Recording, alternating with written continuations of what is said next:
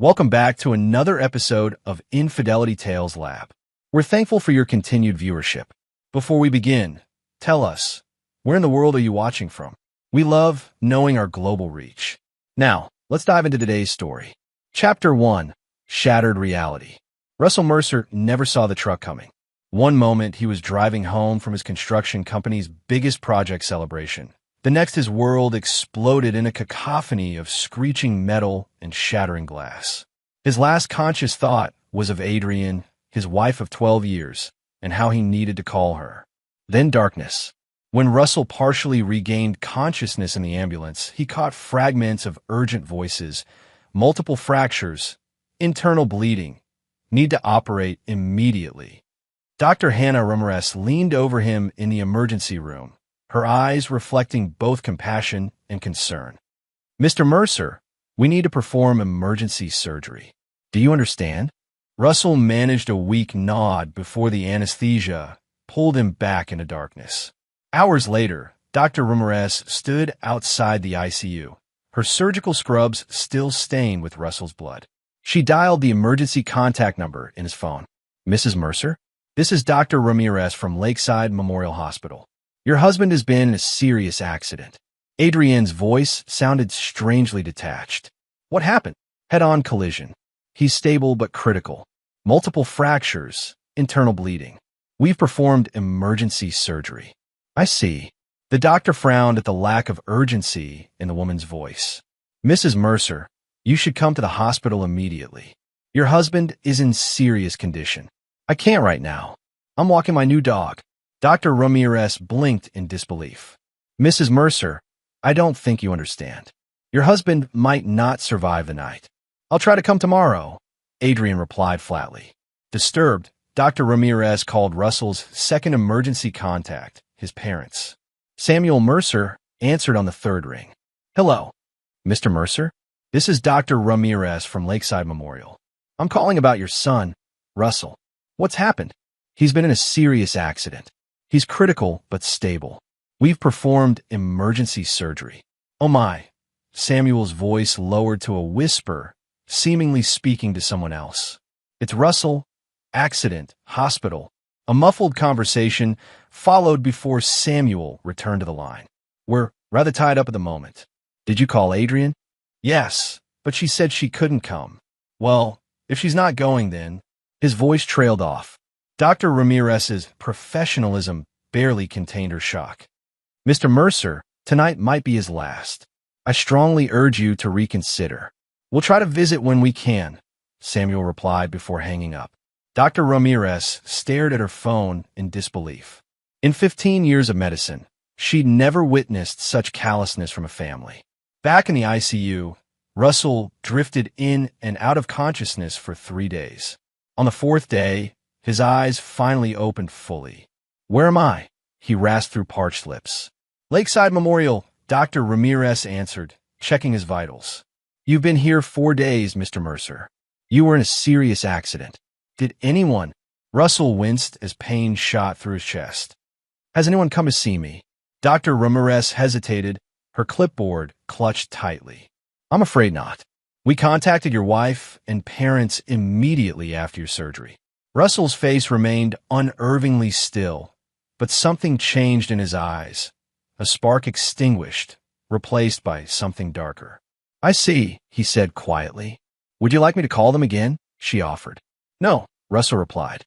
His voice was calm, but carried a new edge that made Dr. Ramirez shiver involuntarily. "Instead, I'd like to speak with a lawyer." By the 6th day, Russell had regained enough strength to sit upright. He'd spoken at length with Olivia Blackwell, a sharp-eyed attorney who had taken detailed notes and left with a grim nod of understanding. That evening, Russell asked for a pad of paper and a pen. When Dr. Ramirez delivered them, she found him looking out the window, his profile carved in stone. "Thank you, Doctor, for everything," he said without turning. "Especially for trying to get my family here." "I'm just sorry they haven't come," she replied. "I'm not," Russell said, his voice distant. "Not anymore." That night, Russell wrote throughout the darkness, his pen scratching across paper until dawn broke. On the 7th morning, Russell Mercer was gone. The bed was empty when a nurse entered for morning rounds. On the precisely made bed lay a sealed envelope with 3 names written on it: Adrian, Samuel, and Marilyn Mercer. Chapter 2. The Price of Betrayal. Adrian Mercer's new German Shepherd, Apollo, wasn't actually new.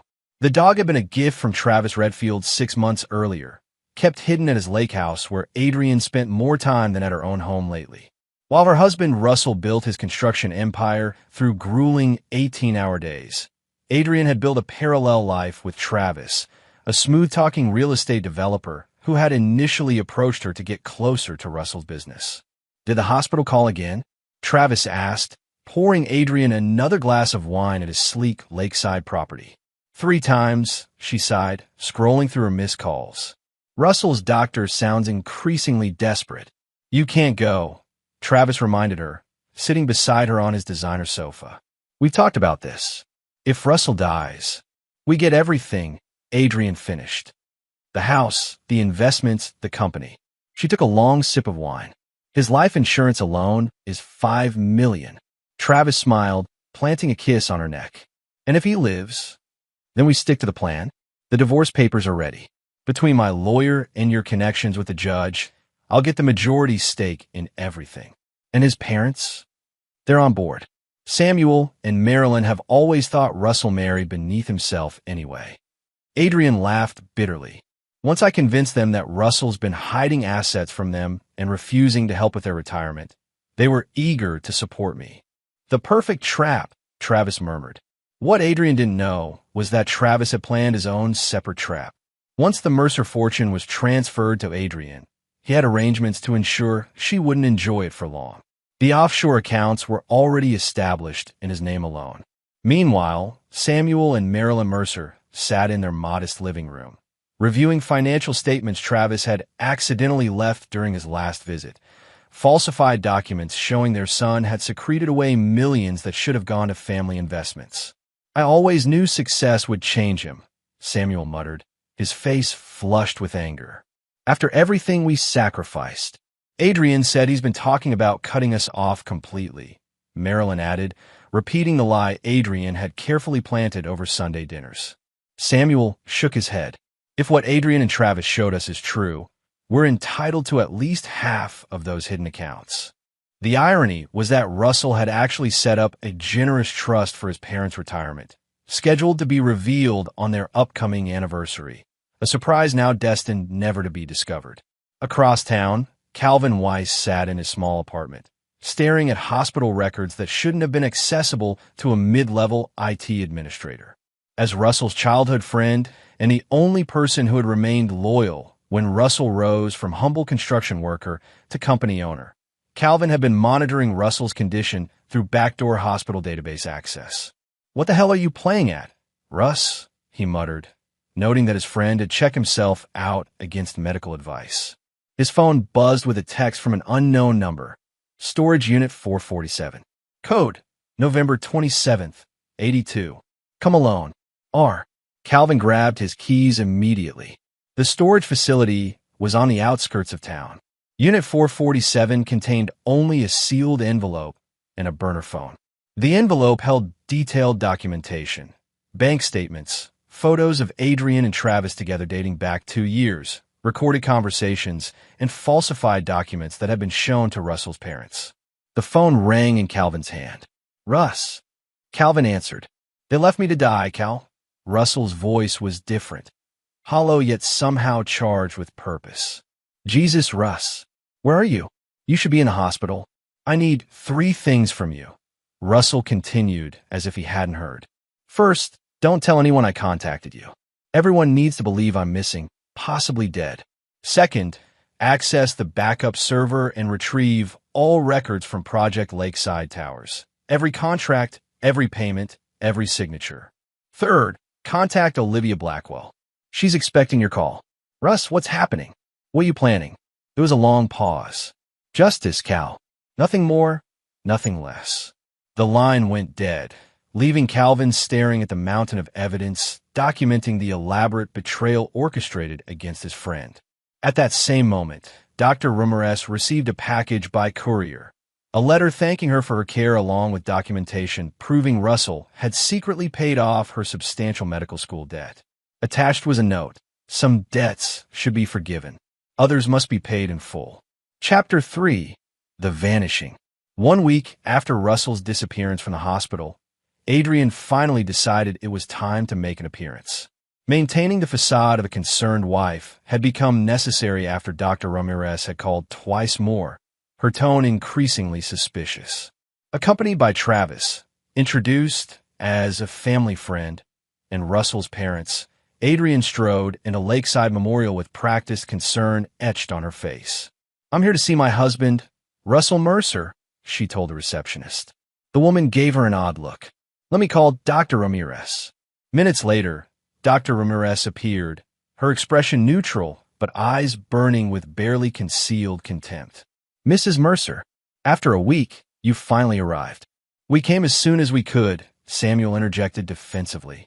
"Of course," Dr. Ramirez replied coldly. "Well, you should know that your son, your husband, checked himself out yesterday against medical advice." "What?" Adrienne's shock was genuine. This wasn't part of the plan. How could you let him leave in his condition? "As his doctor, I strongly advised against it, but as a legal adult who hadn't lost cognitive function, it was his right." Dr. Ramirez held out an envelope. "He left this for you." Travis stepped forward. "Who authorized his release?" Dr. Ramirez's eyes narrowed. "And you are?" "Travis Redfield, family friend."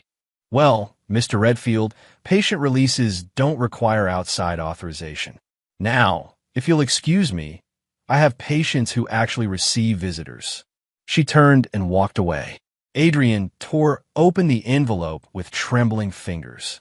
Inside was a single sheet of paper with 3 lines of text. "I know everything. I forgive nothing. I'm coming for what's mine." The color drained from her face. "What is it?" Samuel demanded, snatching the note. His face paled as he read it, then passed it to Travis. Travis crumpled the paper in his fist. "This changes nothing. He's injured, disoriented, probably making empty threats from some motel."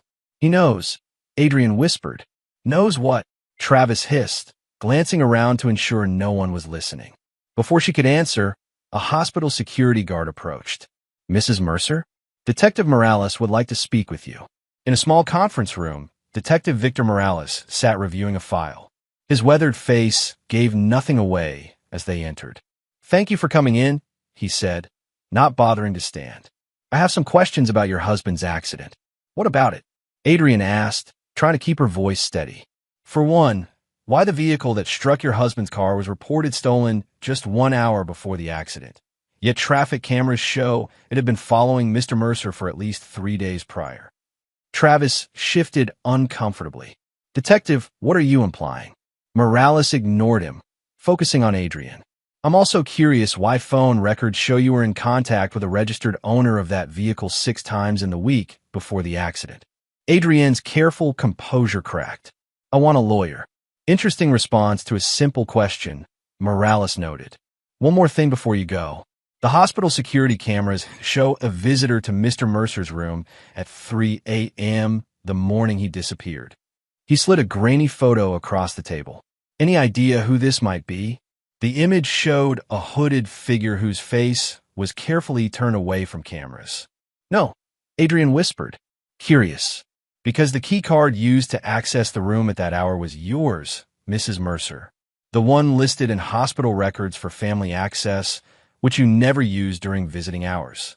Samuel and Marilyn exchanged alarmed glances. "I think we're done here," Travis announced, standing. "We'll have Mrs. Mercer's attorney contact you." As they left the hospital, Adrienne's phone chimed with a text message from an unknown number. "Check your joint accounts." With shaking hands, she opened her banking app. Every joint account had been emptied. The business accounts, investment portfolios, everything gone. "He's ruined us," she gasped. Travis grabbed her arm roughly. "Pull yourself together. This isn't over," but was only the beginning. That night, while Adrian and Travis frantically called banks and lawyers, Russell Mercer watched from a car across the street. Beside him sat Calvin, who handed him a tablet displaying security camera footage from inside Adrian and Travis's meeting at the lake house. "Everything's in motion," Calvin said. Russell's face, still bruised from the accident, revealed no emotion as he watched his wife and her lover panic. Good. Now we move to phase 2. Are you sure about this, Russ? There's no coming back from what you're planning. Russell turned to his friend, his eyes reflecting nothing but cold resolve.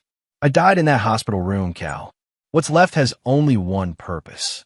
He started the engine and drove away, leaving behind the last vestiges of the man he once was. Chapter 4. The Architect of Vengeance. 3 months vanished like smoke. Russell Mercer, legally declared missing and presumed dead after exhaustive but fruitless searches, had transformed himself in a remote cabin in the Montana wilderness. His body, once broken, had been rebuilt through relentless physical therapy and training. His mind, once clouded by betrayal, now operated with surgical precision. The cabin belonged to Dr. Leo Winters, a former military surgeon who specialized in helping people disappear. For a substantial fee, paid from one of Russell's hidden offshore accounts, Dr. Winters had provided medical care, a new identity, and total discretion. Your ribs have healed nicely, Dr. Winters observed during their final examination. The facial reconstruction, too. Your own mother wouldn't recognize you now. Russell touched the subtle changes to his jawline and cheekbones. That's the point. The voice modulator implant needs another week to fully integrate. Speak as little as possible until then. Russell nodded, studying his new reflection. Alexander Pierce stared back, a ghost created from forged documents and careful planning. The psychological adjustment is just as important, Dr. Winters cautioned. Revenge may feel righteous, but it consumes the vengeful first. I'm already consumed, Russell replied flatly. Ever since I woke up alone in that hospital. Meanwhile, Adrienne's life had collapsed into chaos. The investigation into Russell's accident had stalled, but never closed. Detective Morales made weekly calls with just one more question, each one digging deeper into her relationship with Travis. The financial devastation was total. Not only had the joint accounts been emptied, but Adrienne discovered Russell had secretly sold their house 2 weeks before his accident, with closing scheduled for next month. She would soon be homeless. Russell's construction company had undergone a mysterious restructuring one day before his accident, transferring controlling interest to a blind trust that even the company's attorneys couldn't penetrate. Travis, whose promises of security had evaporated when his access to Russell's wealth disappeared, had begun pulling away, making excuses to avoid her calls. Samuel and Marilyn Mercer faced their own reckoning.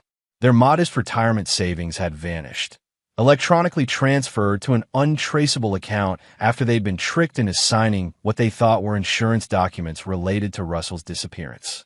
Worse, they'd received anonymously delivered evidence suggesting that Adrienne had manipulated them with false information about their son. The documented trust fund Russell had actually created for them, which they'd never known about, had been dissolved upon his disappearance, the funds redirected to various children's charities. One day in late autumn, Calvin met a man called Alexander Pierce at an abandoned warehouse on the edge of town. Though Calvin recognized his childhood friend beneath the new face, he was stunned by the transformation. Jesus, Russ, you look dead. Russell finished with a voice that sounded nothing like his former self. Good, because Russell Mercer no longer exists. Calvin handed over a thick file. Everything you asked for. Travis Redfield's complete history. The man's made enemies everywhere. His real estate developments are mostly money laundering operations for the Costia crime family. They don't know he's been skimming. Russell nodded. And the special project? Coded and ready. Once activated, it'll unravel everything Travis has built, piece by piece. Adrienne, Calvin hesitated. She's desperate, about to be evicted. She's been trying to access Russell's life insurance, but without a body. And my parents? They know they were manipulated. They've been trying to reach out through official channels, claiming they have information about your disappearance. Russell's expression remained impassive. Too late for regrets. What about Sophie? Calvin asked cautiously. At the mention of Travis's ex-wife, Russell's composure flickered momentarily. Is she still willing to help? More than willing.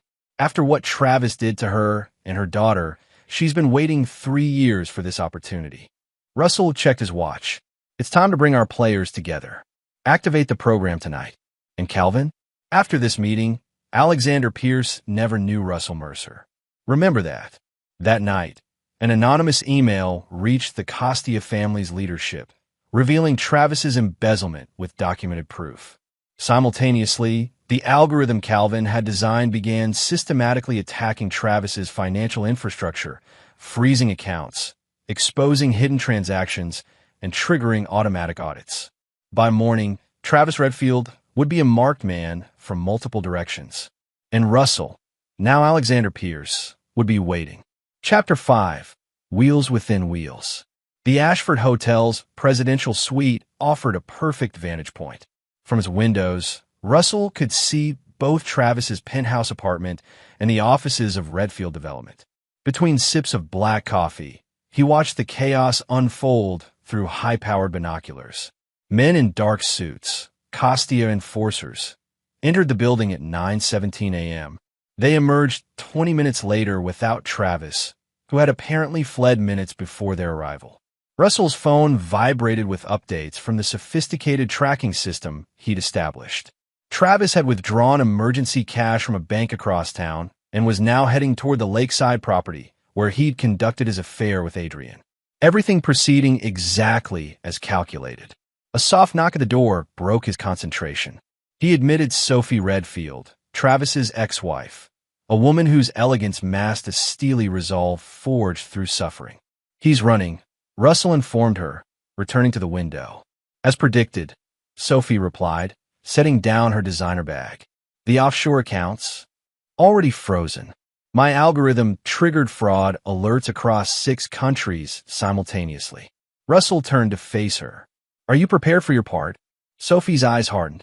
"After Travis bankrupted me, denied my daughter her medical treatments, and left us with nothing, I've been preparing for 3 years." Russell nodded, remembering why he'd chosen her as an ally. When investigating Travis's past, he discovered Sophie's story, how Travis had systematically drained their marital assets while their daughter Lily battled leukemia, then abandoned them both when the medical bills mounted. "Your daughter?" Russell asked. A rare smile softened Sophie's features. "Remission for 16 months now, thanks to the anonymous donor who covered her treatment." Russell nodded slightly. The $5 million he'd diverted from his own life insurance policy, converted to cash before his disappearance, had been put to better use than Adrian and Travis had intended. "Once this is done," Russell said, "the remaining trust fund will secure her future permanently." Sophie studied him. "You know, for someone orchestrating such elaborate revenge, you've shown remarkable compassion to uninvolved parties." "This isn't about punishing innocents," Russell replied. "It's about justice precisely measured." His phone buzzed again. "Adrian is moving too, heading to the lake house. The desperate wife seeking shelter with her lover," Sophie observed. "Right into your trap." "Not my trap," Russell corrected. "Their own." Across town, Detective Victor Morales received an anonymous package. Inside, he found meticulously documented evidence connecting Travis Redfield to the stolen vehicle that had struck Russell Mercer's car, along with bank transfers linking both Travis and Adrian to the driver, a career criminal now mysteriously deceased. Morales immediately assembled his team. "We've got enough for arrest warrants. Move now." Meanwhile, Samuel and Marilyn Mercer sat in their kitchen, staring at the foreclosure notice. Their modest home, once fully paid for, had been remortgaged using documents they'd signed without reading. Papers Adrian had assured them were related to Russell's business. "We've lost everything," Samuel whispered, his hands trembling. "Our son, our home. We deserve it," Marilyn replied, tears streaming down her face. "We abandoned him when he needed us most." The doorbell rang. Outside stood Olivia Blackwell, Russell's attorney. "Mr. and Mrs. Mercer," she said crisply, "I need to discuss your son's estate." At the lake house, Travis threw clothes haphazardly into a suitcase while Adrian watched from the doorway. "You're just leaving?" she asked incredulously. "What about me?" "Wake up, Adrian," Travis snapped. "It's over. Whatever Russell did before disappearing, he's burned us both. The Costias want my head. The feds are freezing my accounts. I have maybe an hour before this place is swarming with either gangsters or FBI. We can fix this, Adrian pleaded. We still have a lake house, my jewelry. Travis laughed bitterly. You think I put this place in my name? It's owned by a shell corporation that's probably being dismantled as we speak. As for your jewelry, he went to a painting on the wall, swung it aside to reveal a safe, and entered the combination. It was empty. What the hell? He muttered, frantically searching the void. Instead of valuables, he found a single note. Did you really think I wouldn't have contingencies? Travis staggered backward. Impossible. The sound of approaching vehicles drew them both to the window. 3 black SUVs and 2 police cruisers rolled up the driveway. Run! Travis grabbed his half-packed bag and bolted for the rear exit. They never made it to the dock. Police officers swarmed from all directions, weapons drawn. Travis Redfield, Adrian Mercer, Detective Morales called through a bullhorn. You are under arrest for conspiracy to commit murder, attempted murder, fraud, and embezzlement.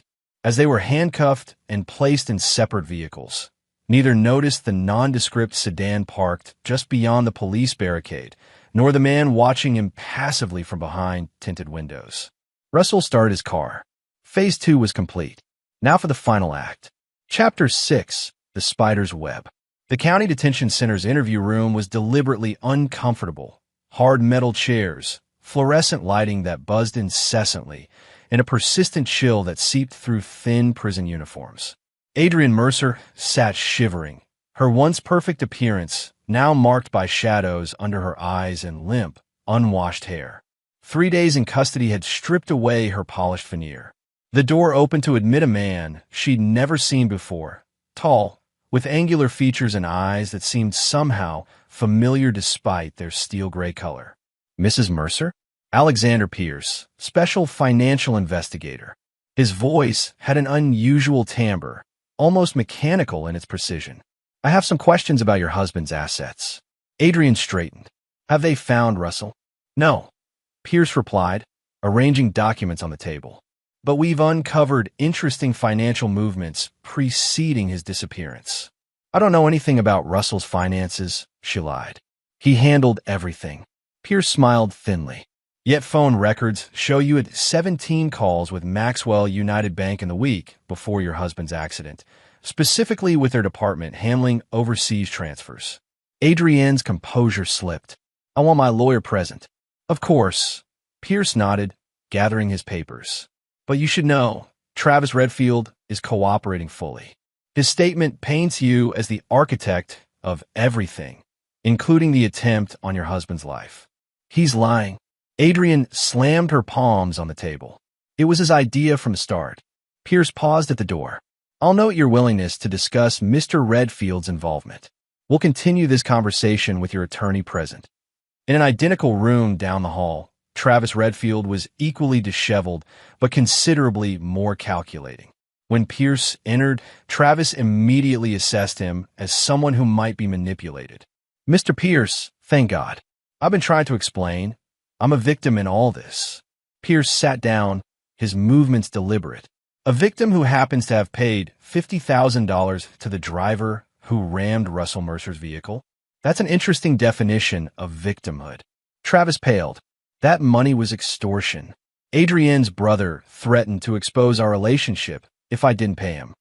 Adrian doesn't have a brother, Mr. Redfield. Travis's calculated facade crumbled.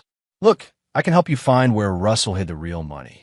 There's millions unaccounted for. Why would I be interested in that? Pierce asked mildly. Travis leaned forward conspiratorially. Everyone has a price. Help me get a deal, and I'll make it worth your while. Pierce stood abruptly. Mr. Redfield, I'm not who you think I am. For just a moment, his voice modulator disengaged, and Russell's true voice emerged. But then, neither are you. Travis recoiled in shock. Russell, but Pierce had already left, the door closing with a final sounding click.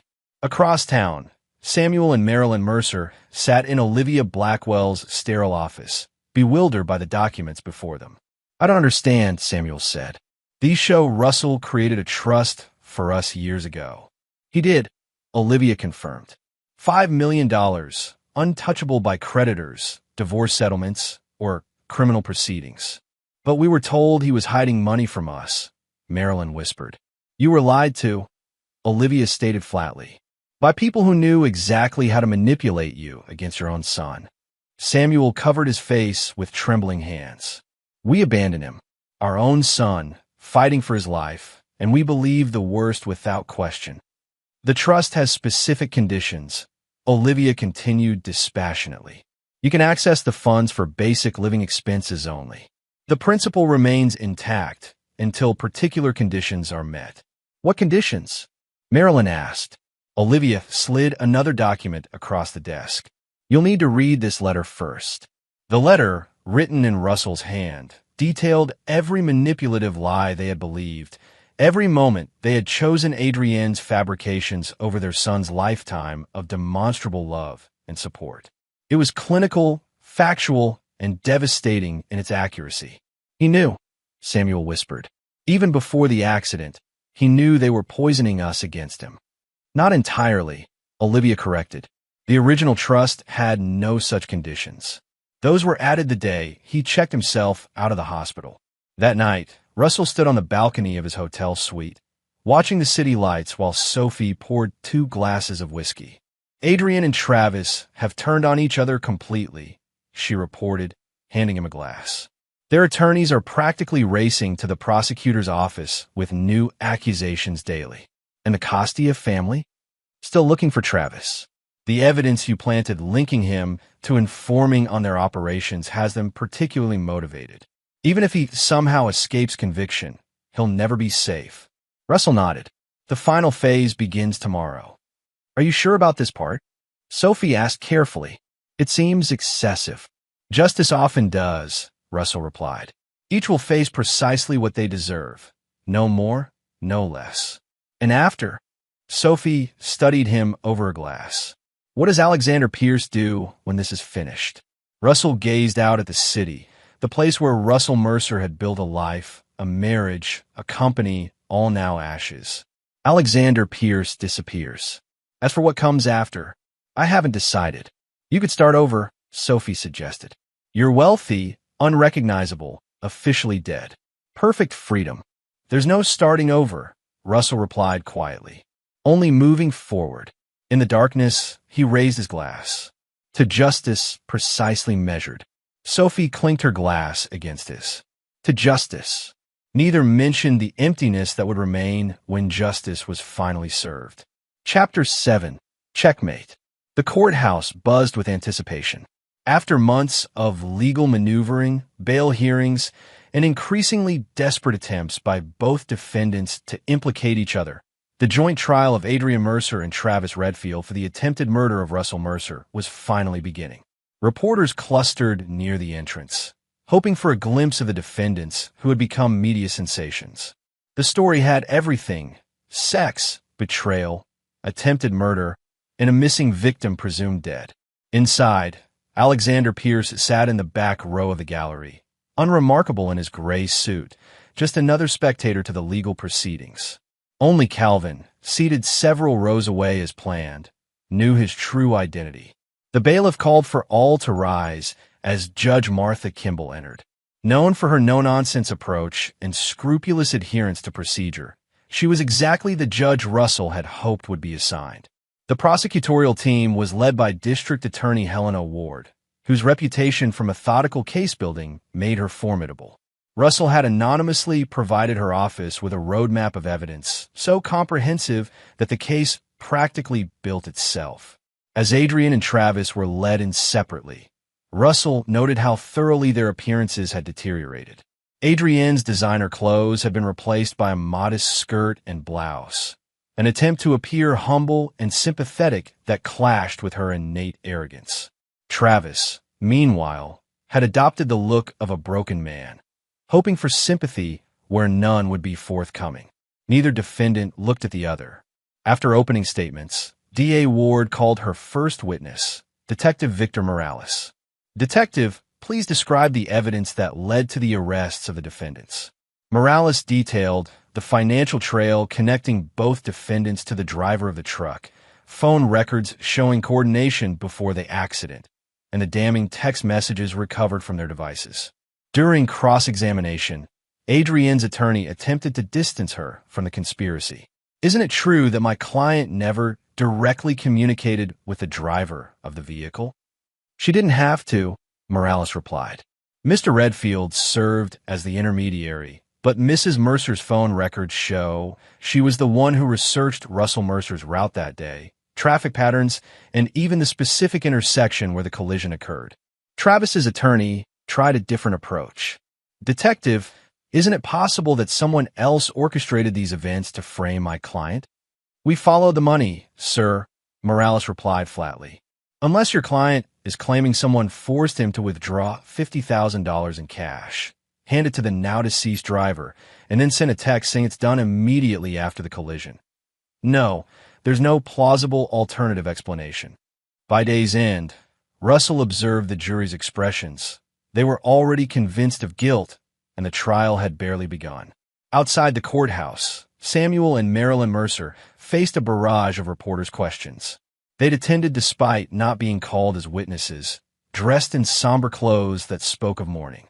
"We trusted the wrong people," Samuel stated, his voice breaking. "We failed our son in the worst possible way.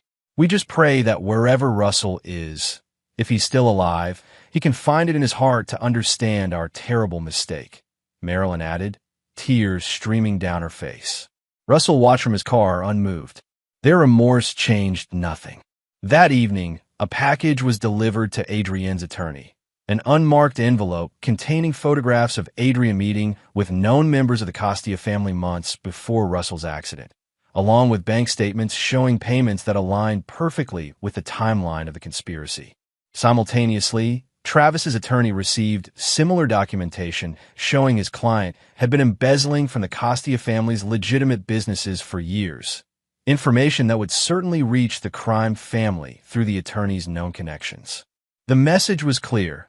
Neither defendant would escape justice, either through legal channels or otherwise. Back in his hotel suite, Russell reviewed the next day's evidence with Sophie. "DA Ward will introduce the life insurance policy tomorrow," Sophie noted, scanning the court schedule. $5 million with a double indemnity clause for accidental death. 10 million reasons for murder, Russell observed, plus control of the company and assets worth another 30 million. "Speaking of which," Sophie said, handing him a tablet, "the restructuring is complete. Mercer Construction now officially belongs to the Employee Ownership Trust. 300 employees now have guaranteed jobs and profit sharing for life." Russell nodded with satisfaction. His company, built from nothing with his own hands and determination, would survive him, benefiting those who had actually contributed to its success. "And my parents' situation?"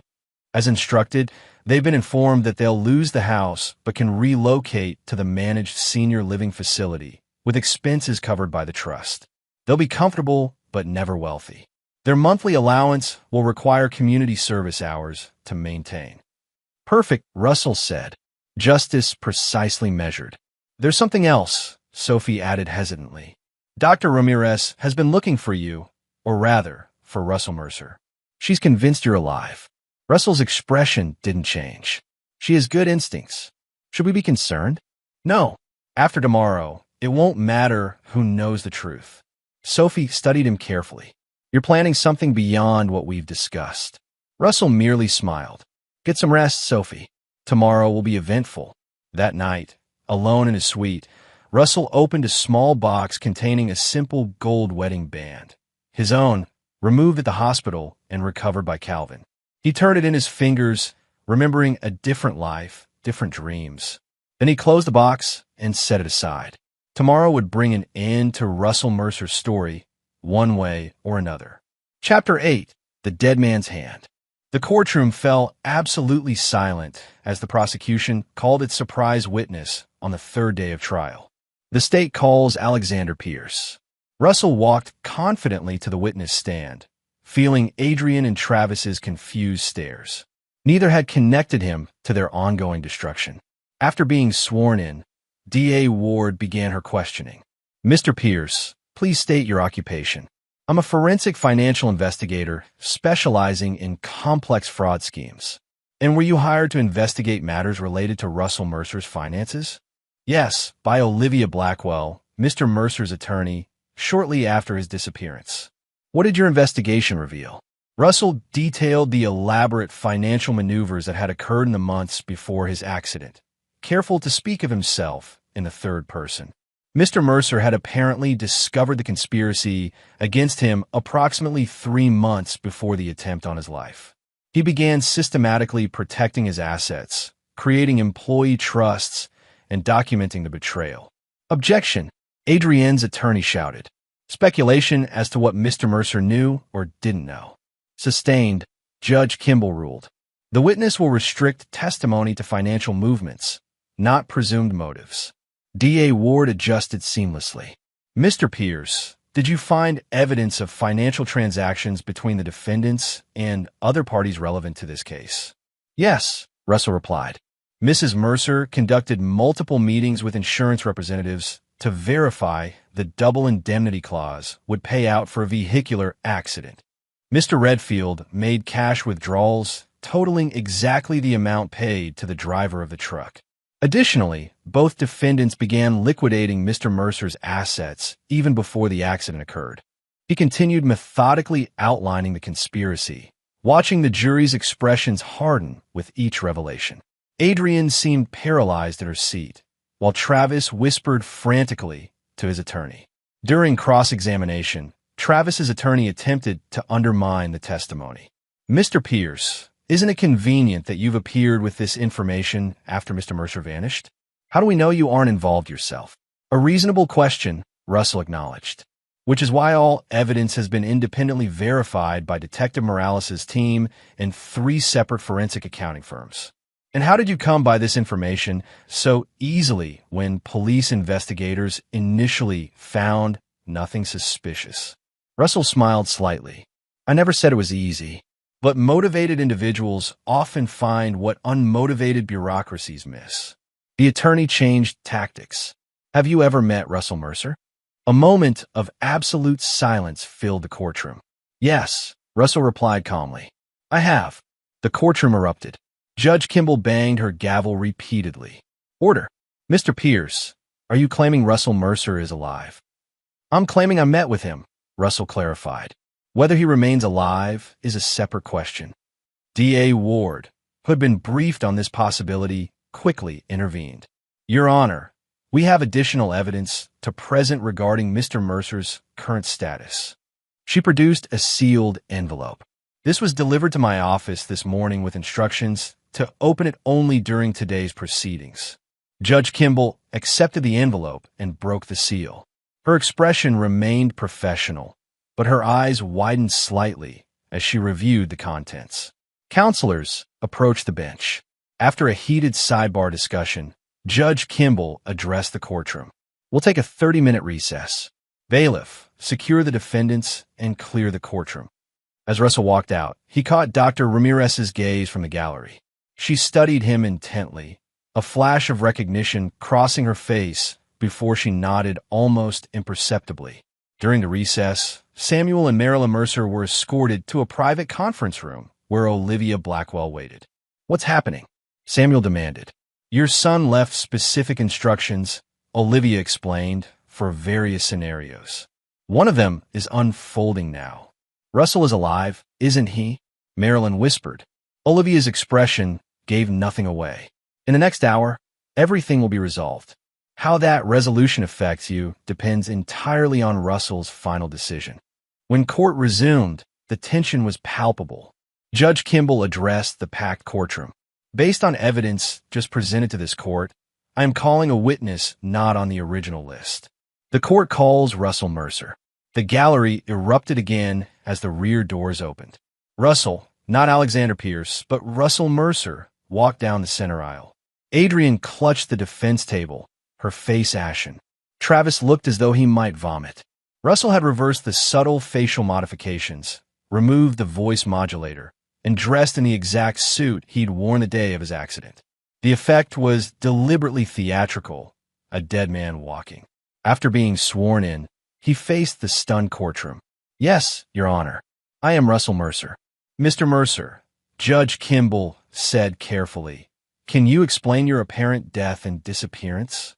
When I woke in the hospital after the attempt on my life, I discovered my wife, her lover, and my parents had all abandoned me to die.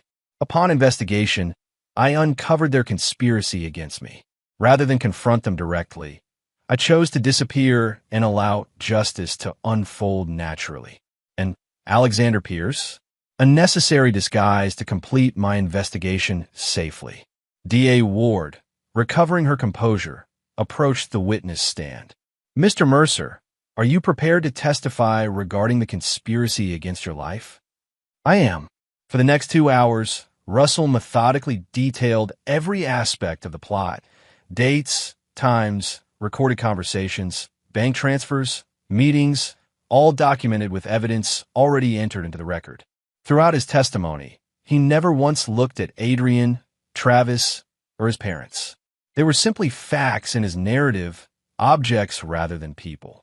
When Travis's attorney began his cross-examination, his approach was desperate. "Mr. Mercer, isn't this elaborate disappearance and reappearance simply a publicity stunt to destroy my client's reputation?" "Mr. Redfield destroyed his own reputation when he conspired to murder me," Russell replied evenly. "I merely ensured the truth would be discovered. But you deceived the court by testifying as Alexander Pierce." "I testified truthfully in both identities. The name changed, the facts did not." Adrian's attorney attempted a different strategy.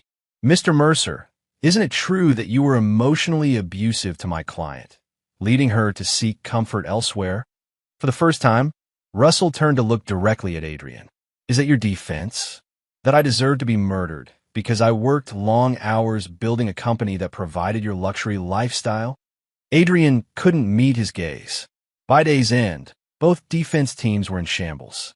The jury would clearly convict on all counts. As court adjourned, Russell was escorted out under heavy security. In the hallway, he finally came face to face with his parents. "Russell," his father began, tears streaming down his face. "Son, we don't," Russell interrupted, his voice devoid of emotion. "You've received the terms of the trust. That's all you'll ever get from me. We know we don't deserve forgiveness," his mother whispered. "But please." "You're right," Russell cut her off. "You don't deserve forgiveness. When I was fighting for my life, you chose to believe the worst of me based on nothing but the word of a woman you barely knew. There's nothing left to discuss." He walked past them without another glance, leaving them sobbing in the hallway. Outside, Dr. Ramirez waited by his car. "I knew it was you," she said quietly. "Your eyes. They didn't change." Russell nodded. "Thank you for trying to get them to come. It revealed who they truly were." "What happens now?" she asked. "Justice," Russell replied. "Then I disappear again, permanently this time." Dr. Ramirez studied him carefully. "The man I treated wouldn't throw away his life for revenge." "That man died in your hospital," Russell said. "What remains is only his purpose." He got into his car and drove away, leaving the doctor standing alone on the courthouse steps. Chapter 9. Ashes and Legacy. The verdicts were unanimous and delivered without recommendation for mercy. Adrian Mercer and Travis Redfield, guilty on all counts, including conspiracy to commit murder, attempted murder, fraud, and embezzlement. The sentences, 25 years to life for each defendant, with no possibility of parole for 20 years. Russell observed from the gallery as they were led away in handcuffs. Adrian sobbing uncontrollably, Travis ashen-faced and trembling. Neither looked in his direction. Outside the courthouse, reporters swarmed around Russell, shouting questions. "Mr. Mercer, how does it feel to see justice served? Will you reclaim your company now? What about your parents? Will you reconcile?" Russell faced the cameras calmly. "Justice has been served according to the law. As for what comes next, Russell Mercer died in that hospital room. The man standing before you is merely executing his final wishes." With those cryptic words, he pushed through the crowd to where Calvin waited with the car. "It's done," Calvin said as they drove away. "Almost," Russell corrected. "One final piece remains." That evening, a private gathering took place at Mercer Construction headquarters. 300 employees filled the main floor, anxiety evident on their faces. Rumors of the company's fate had spread following the trial's conclusion. Russell stood on a small platform, facing the people who had helped build his success. "You've all heard the verdict," he began. "What you haven't heard is what happens to this company, to your jobs and futures." He gestured to Olivia, who distributed documents to department heads. Effective immediately, Mercer Construction becomes Mercer Employee Trust. Each of you now owns a stake proportionate to your years of service. The company cannot be sold, broken up, or taken public. It belongs to those who built it, to you. Stunned silence gave way to applause, then to tears and cheers as the implications sank in. "I built this company from nothing," Russell continued, "and despite attempts to destroy it, it will outlive me, providing security for your families for generations." "What about you, boss?" called Luis Martinez, his foreman of 10 years. "I won't be staying," Russell replied simply. "My work here is finished." After the celebration, Russell met Sophie at the airport. Her daughter Lily waited in a private lounge, a cheerful 7-year-old showing no signs of her previous illness. "The trust is established," Russell confirmed. "Her medical care is guaranteed for life, and her education fully funded." Sophie squeezed his hand. "You've given us our lives back.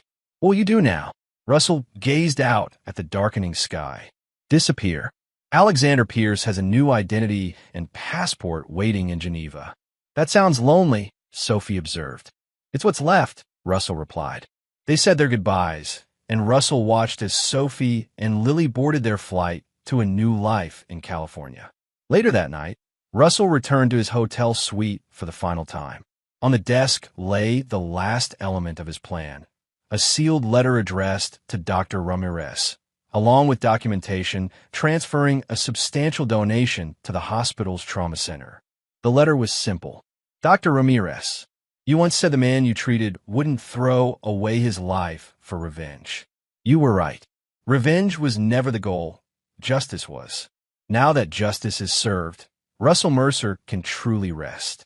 What rises from those ashes is for me alone to determine. Perhaps someday, in a different place, a better man might emerge. Thank you for being the only one who cared whether I lived or died. That mattered more than you'll ever know. R." Russell sealed the envelope and placed it in the hotel's overnight mail. At dawn, he boarded a private flight using his Alexander Pierce passport. By the time the sun set, he had already crossed an ocean, leaving behind the ashes of his former life. 6 months later, a man calling himself Richard Miller opened a small architectural consulting firm in a coastal Portuguese town. He lived simply, worked diligently, and kept to himself. Local residents noted his generosity to children's causes and medical charities, but respected his privacy. If he sometimes stood on his balcony at night, staring at the ocean with eyes that reflected old pain and new purpose, no one was close enough to notice. Russell Mercer had kept his vow. He had forgiven nothing and no one who had betrayed him. Justice had been precisely measured and delivered without mercy. But perhaps, in time, Richard Miller might learn something Russell Mercer never could: how to build a life focused on creation rather than retribution, on future rather than past. That, however, would be a different story. And there you have it. Another story comes to an end. What did you think? I'd love to hear your thoughts in the comments below. If you enjoy this story, consider joining our community by subscribing. It means the world to us. For more stories like this one, check out the recommended videos on screen. And I'll see you there. Welcome back to another story on Infidelity Tales Lab.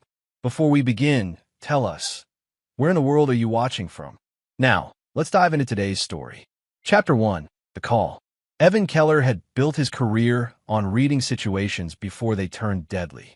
12 years in Army intelligence, another 8 running corporate security operations. He developed instincts that had kept him breathing through Baghdad, Kabul, and boardrooms that were sometimes just as treacherous.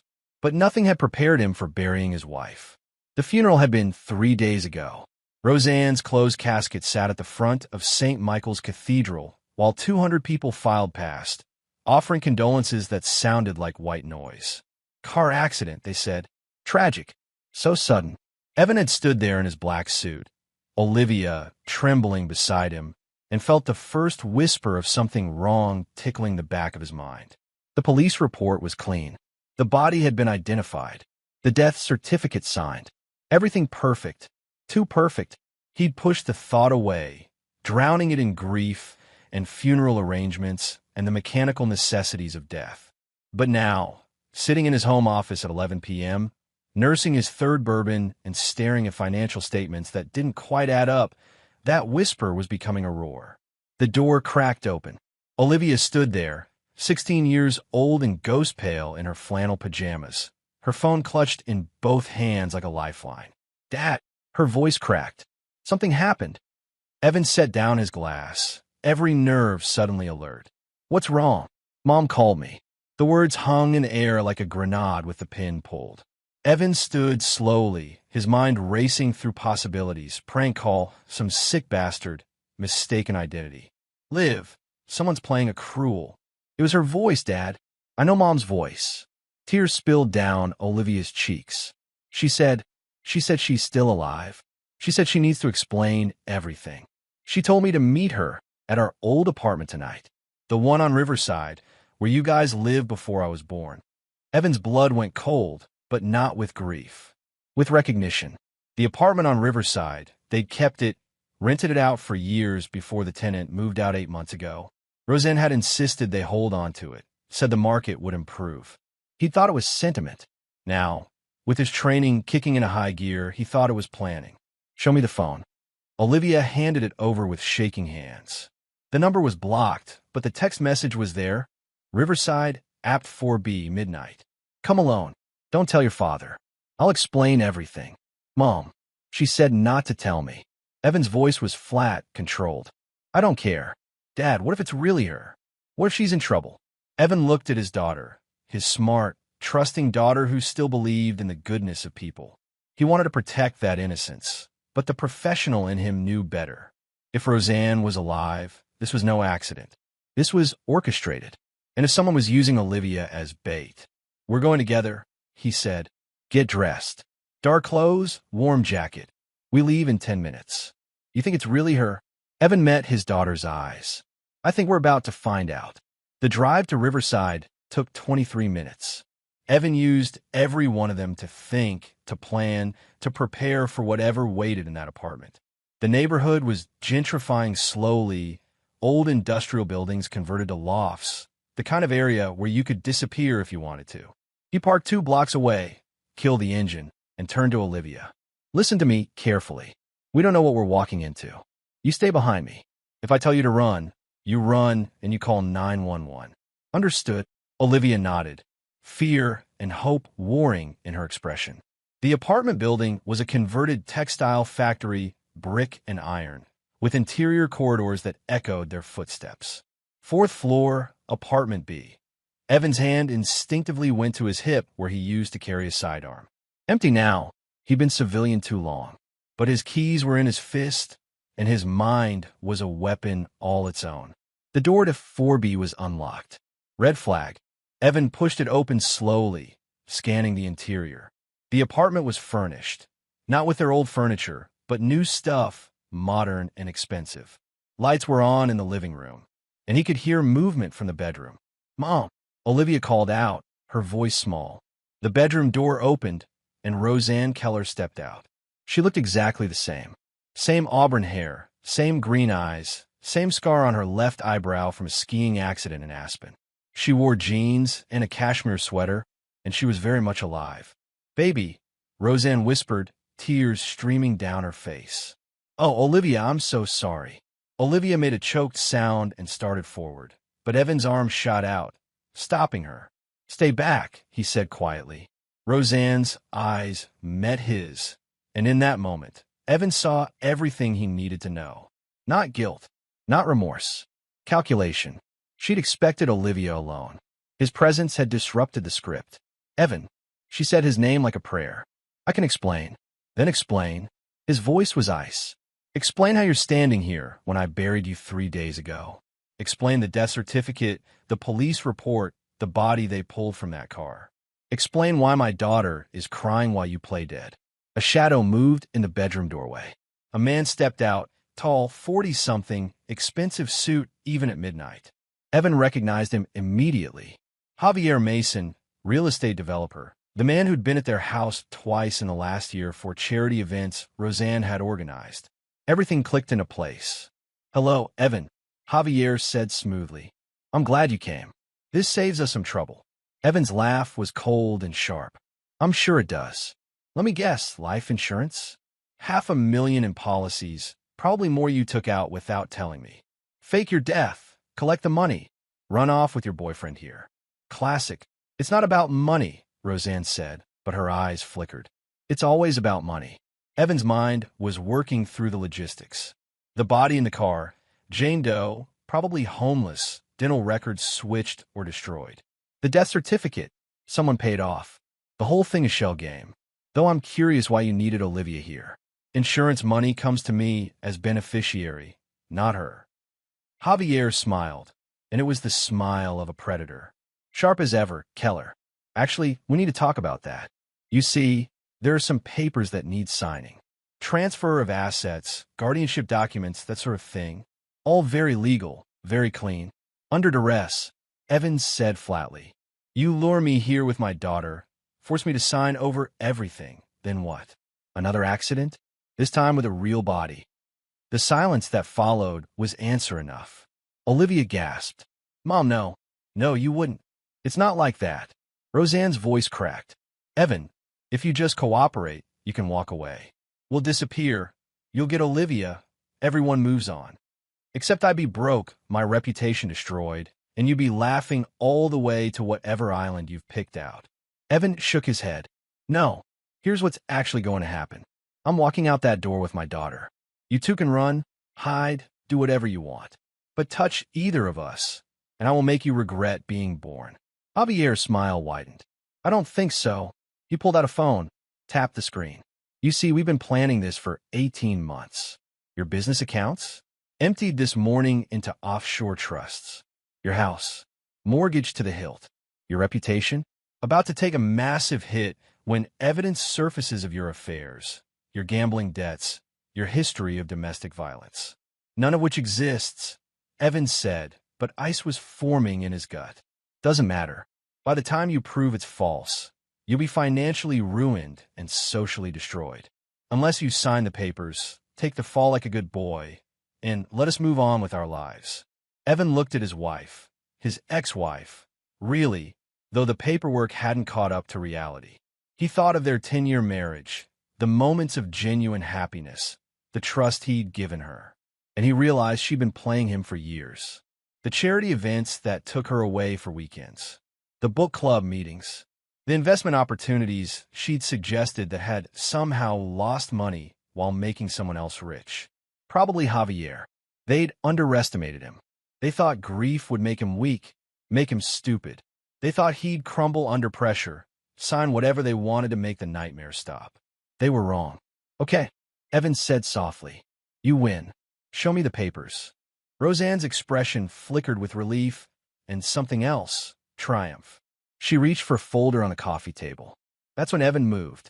Chapter 2. The Trap. Evan's training had taught him that the best weapon is surprise, and the second best is commitment.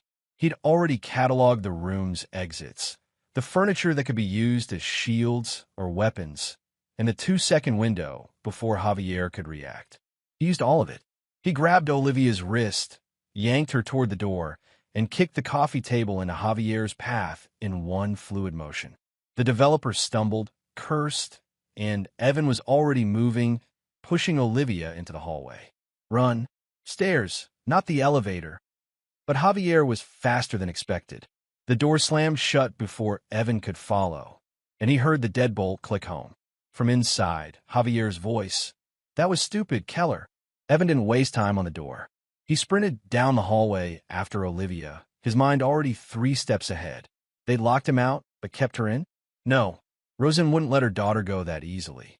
Which meant the stairwell door burst open on the 3rd-floor landing.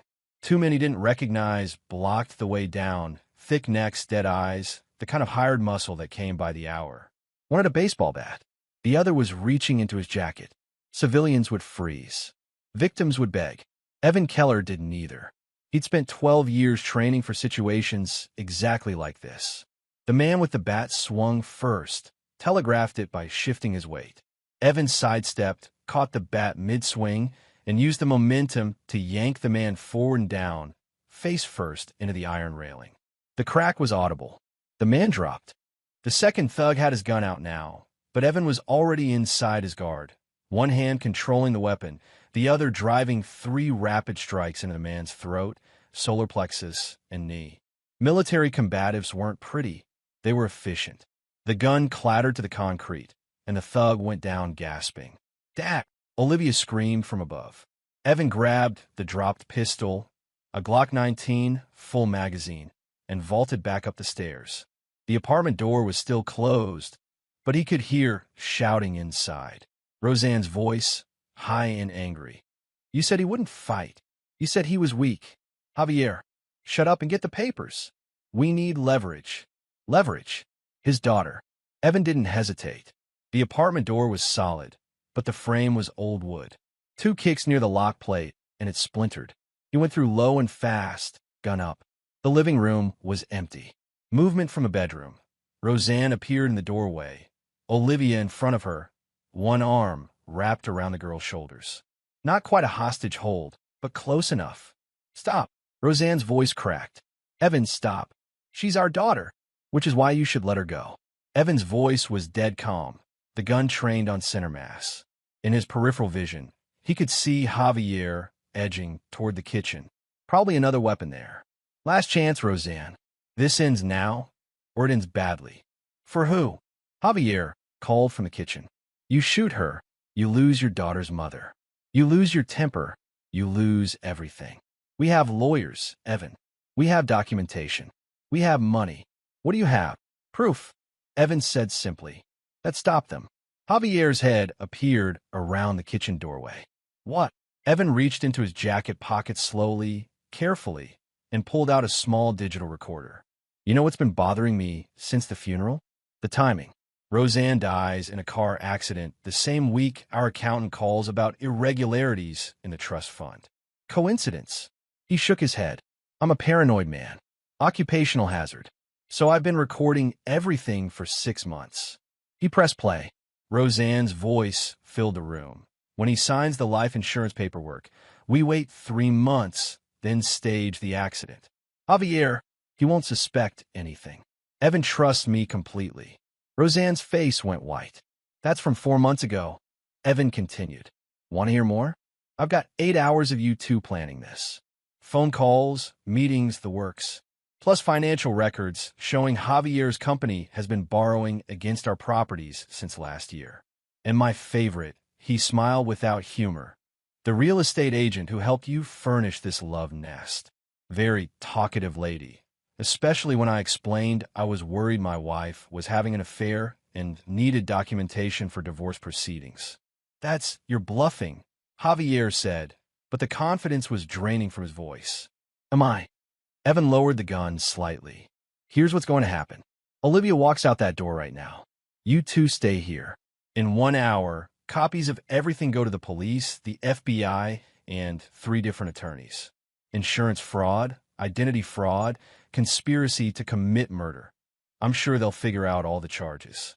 Or, Roseanne whispered, or you run. Right now. You got accounts offshore, I assume. New identities ready to go. You take them and disappear. Completely. No contact with Olivia. No coming back. No trying for the money.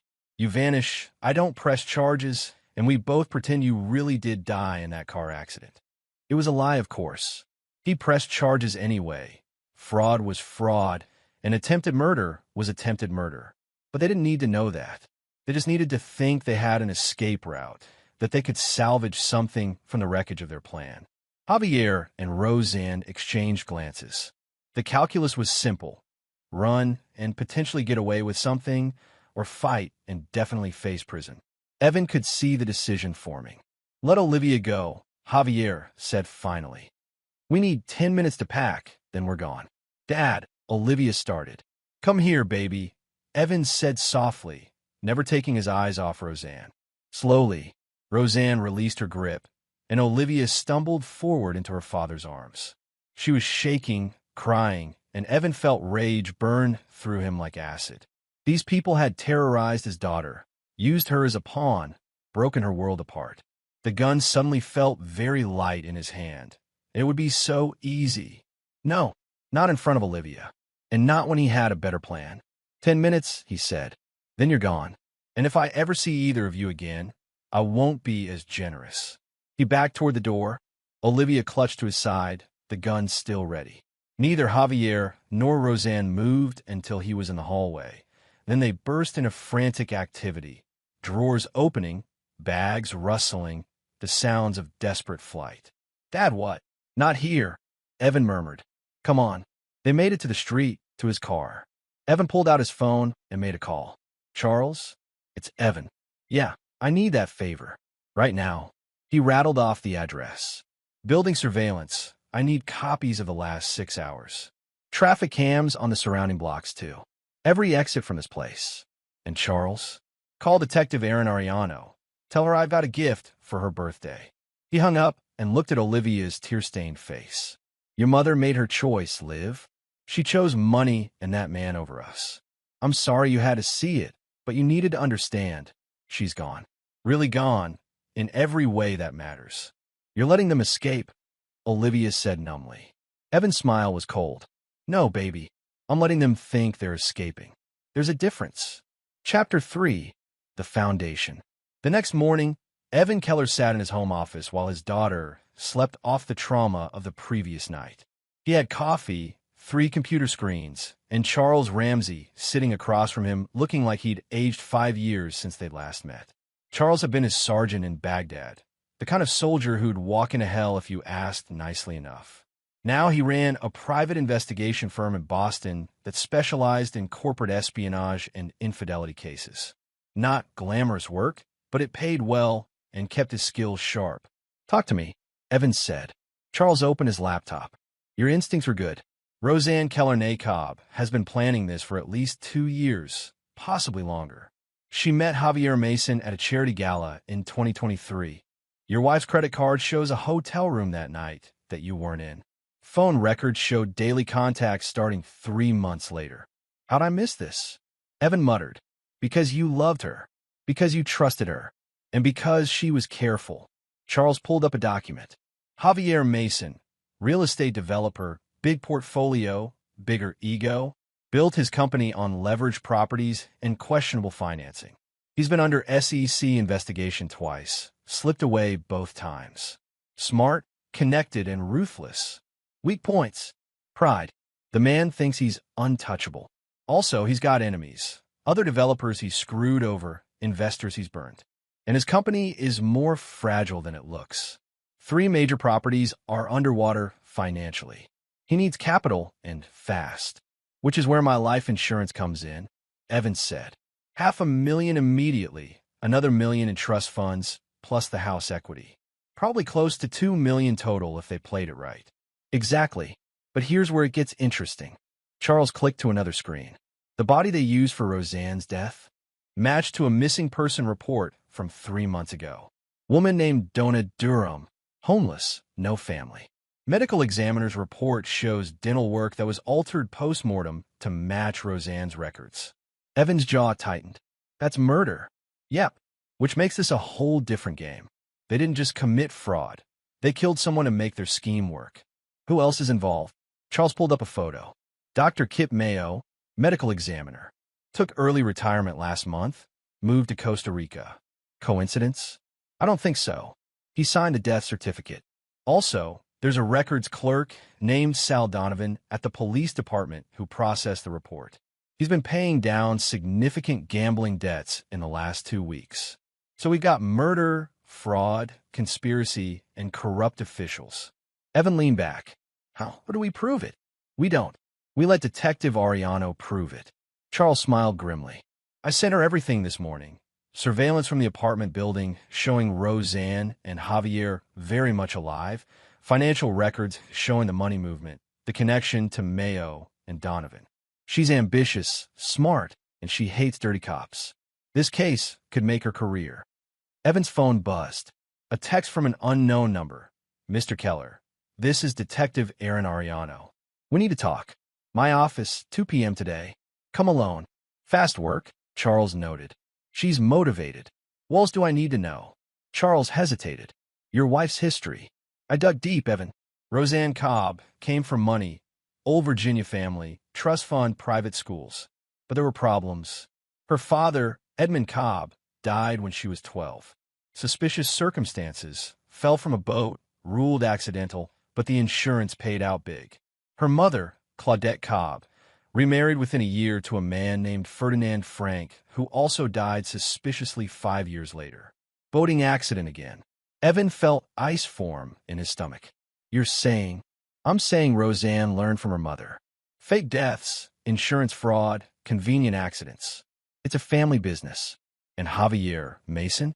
His first wife died 3 years ago. Carbon monoxide poisoning, also ruled accidental, also paid out big. The room felt colder. Evan had married a killer, or at least someone raised by killers. How'd he miss this? But he knew the answer. He'd been blinded by love, by trust, by the belief that people were fundamentally good. Where's Roseanne's mother now? Dead. Really dead this time. Cancer 2 years ago. But her estate was sizable, and Roseanne inherited everything. Which makes me wonder why she needs your money. Because she already spent hers, Evan said quietly. Or Javier did. That's why his company is struggling. He's been burning through cash, probably living beyond his means, waiting for the next big score. Charles nodded. That's my read too. These people are addicts, Evan. Money addicts. They'll never have enough, and they'll never stop. Which means even if they run, they'll come back eventually. For Olivia's inheritance, for whatever they can grab.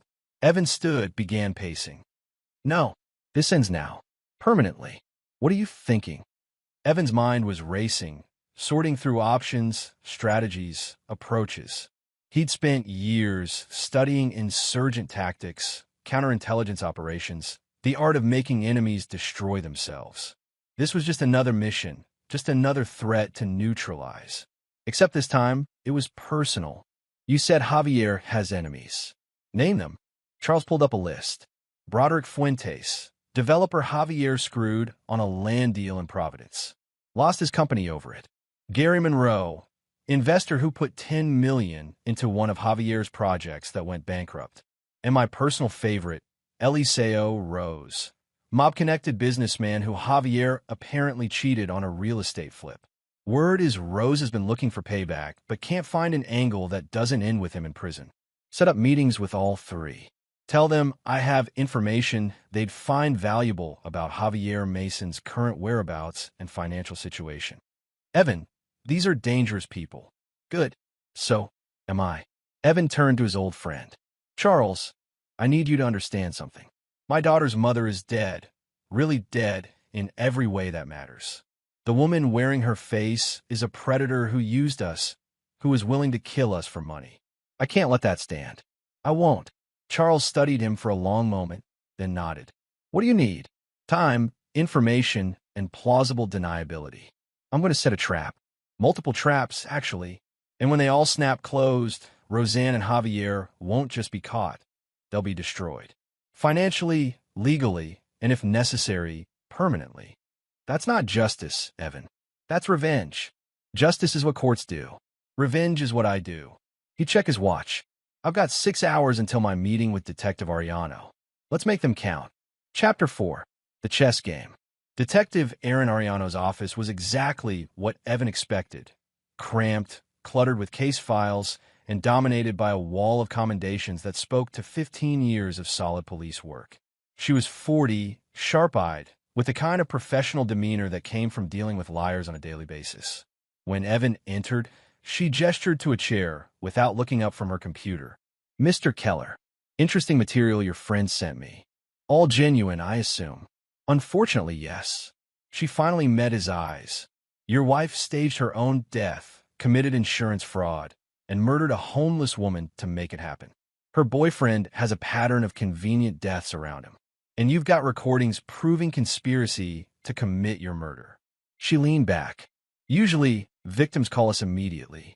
You didn't. Why? Because I wanted proof before I made accusations. And because I wanted them to run. Why would you want that? Evan chose his words carefully. Because if they run, they commit more crimes.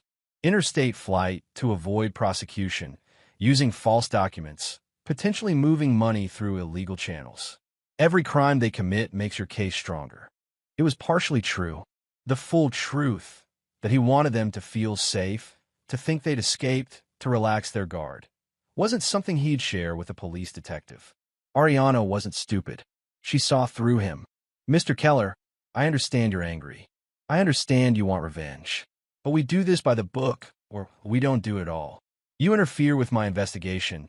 You compromise evidence, and both of them walk. Is that what you want? No, ma'am. Then you let me do my job. I've already got warrants being drawn up. Fraud, conspiracy to commit murder, identity theft, corruption of public officials. We'll have Mayo and Donovan in custody by tomorrow. Javier, Mason, and your wife will be on every watch list in the country within hours. We'll find them, we'll prosecute them, and they'll spend the next 20 years in prison. That's justice. And if they flee the country, if they've got fake passports ready, accounts in countries without extradition treaties? Ariano's expression tightened. Then we work with Interpol. It takes longer, but we get there. How long? Months? Years? While my daughter has nightmares about her mother being alive but gone. About being used as bait? Evan leaned forward. Detective, I'm not asking you to look the other way. I'm asking you to be smart about the timeline. If you move too fast, they scatter and we lose them. If you move too slow, they realize they're being tracked and disappear anyway. But if you give me 48 hours, to do what? To make them think they're winning. To keep them in place. To make them so confident they're safe that they don't run. He pulled out a folder. Javier Mason needs money desperately. His company is collapsing.